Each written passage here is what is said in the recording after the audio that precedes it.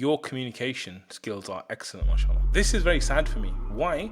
Because I feel like your communication skills are exceptional, yet you're going to passive aggressive. Passive aggressive is for people that have weak communication. If your communication is really good, and I would consider myself a communication expert, and your communication is really good, then why are you communicating in an inferior way, or a way which is like much lower than what you're capable of? Trust me, I have, this is weird, I have social anxiety about the person I sit next to on a plane. I feel anxious about sharing rooms, even with friends, and I got all that stuff, okay?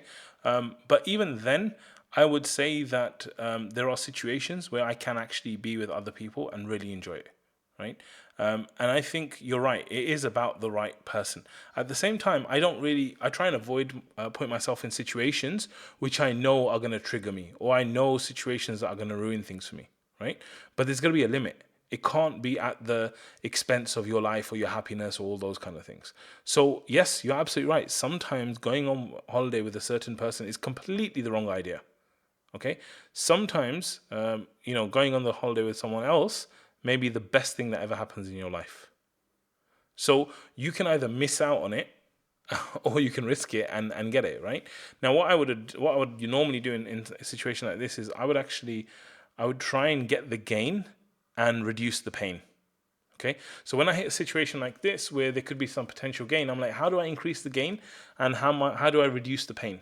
So how do I get to go going on, like I actually, it's like one of the best times of the year when I go on holiday with my friends or my cousins or all guys. Basically, we all go away, and that's like one of the best times of the whole year.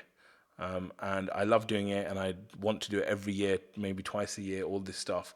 It's like one of the best times that I think someone can go away and have amazing experiences with people that they love and they trust and all these kind of things. So I would actually definitely recommend that for people. But I do think that if you get the balance wrong, or you take the wrong person, it can be a disaster. And so many of us have been on these kind of holidays where you're with people who don't want to do the things you want to do, or they make it difficult, or they're just hard, and they're this, and they have expectations, and they don't give, they just take. Like, all this stuff happens. But when you take the right person along, it's not like that. You actually want to experience that. Because if you don't experience it, then that's fine as well. But you have to put yourself out there. And if things go wrong, that's when you communicate and you say, right, you know what, bro? I don't want to eat here tonight. I want to eat there. Let's go there. Or you say, look, I don't want to sit next to the window. I booked this seat because I didn't want to sit next to the window. Or like, you might have to have those tough conversations. But when you travel together, this is why you get to know people properly, right? Like, you actually know them properly. So there's this thing I have one friend. He's like one of the nicest friends ever. I love him. Everyone loves him. He's an amazing guy, the best guy, like, mashallah, tabarakallah, right? I spent, like, I remember one time 2 weeks with him, and he was driving me nuts, right? But I'd stayed with him before for loads of days, like a week and everything, and it was all fine. But when it got to like 10, 11 days, like, he started driving me nuts, right? So what I would suggest is maybe doing something fun in a shorter period, maybe a few days, with someone who you are like 99% sure with. Like, you've already spent lots of time, you get on, you're very open, you're very close. I think that's what I would do, like a shorter period, and go and see how that does. And at the same time, I would mitigate for certain things. So, for example, me personally, I really don't like lateness, and lateness is one of those things where it like really does my head in, right?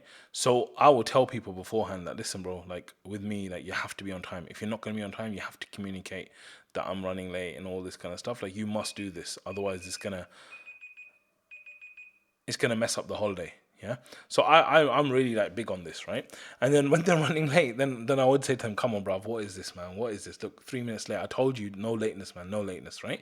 But then I would still try and temper myself, because I'm like, look, at the end of the day, we're on holiday, man. Chill out. Okay, you don't like lateness. Yes, you told them you don't like lateness, and yes, they still came late. But you know what? We're on holiday. Let's have a good time. Let's just get on with it. It's not like we're working and there's a call to do and everyone's late. So just chill out and just get on with it. But I think that can only happen when you're with people that you like and you trust, and you're not going to resent them and like be very petty and all these kind of things. So I would definitely, like, if this person is someone who you like, you enjoy being around, and they're good and all that kind of stuff, and you could see that stuff, I would definitely think about going. And then at the same time, I would also think about the things that trigger me. So like I just said to you, lateness triggers me, right? Maybe someone making noise or this and that. I would just sit down and be like, okay, let me write out all the things that are really wrong. But I think there's a deeper thing going on here, by the way. I don't think it's just about the things that upset you. I think it might be a deeper thing there as well. Whether it's about being around people or being close to people or being with people for that long, it could be something else as well. I'm just putting it out there. I don't know. This is about matching. This is about matching interests as well, right? So if I said, look, I'm really tired, I need to get away from it all, let's go on holiday, yeah. For me, that means I just want to chill. Like, I don't want to do much. Yeah, I just want to chill. I want to relax. I want to go maybe one place a day. I want to have some nice food, relax. Like, that's it. If I go with someone like you and you're on that mode, no, we must see everything. We must go everywhere. No, we must wake up early. This is gonna be a disaster, right? So what you need to do is you need to pair up with someone who's going to be like, look, we have to make the most of the day. We have to go here. We need to be on time. Like, you need to pair up with that and someone who's on that mode. When someone's on that mode, this is what I'm saying, it's actually really fun because both of you are on that mode and you're just like bouncing off each other and having even more fun, inshallah.